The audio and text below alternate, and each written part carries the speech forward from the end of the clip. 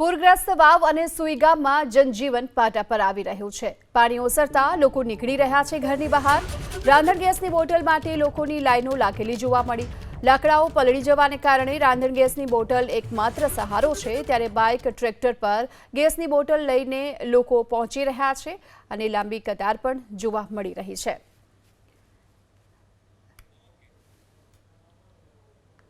બનાસકાંઠા જિલ્લામાં આવેલ વિનાશક જે પૂર છે તેને 2015 અને 17ના પૂરની યાદ અપાવી છે।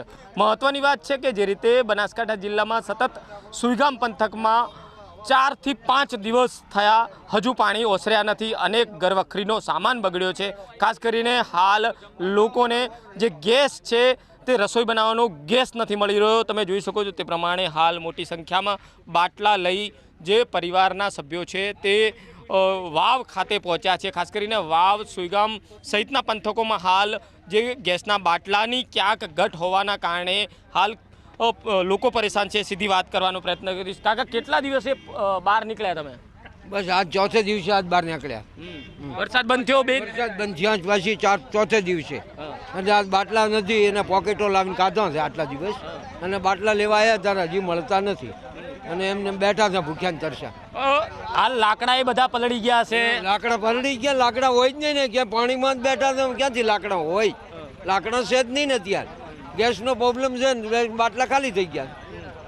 બિલકુલ પાણી ઓસર્યું છે, પરંતુ હાલ રસોઈ બનાવવા માટે જે ગેસનો ઉપયોગ થતો હોય છે એ ગેસ નથી મળી રહ્યો। બીજા પણ મારી સાથે સ્થાનિક છે। શું પરિસ્થિતિ છે હાલ? પહેલો તો સાહેબ ગેસ નથી, એ મોટો પ્રોબ્લેમ છે। ગેસ વગર લાકડો પાણી છે, કેવી રીતે બળતણ ચૂલો કેવી રીતે હળગાવવો માણસને, પબ્લિકને કંઈ, એ તો ખૂબ કષ્ટ અત્યારે પડે છે એમને।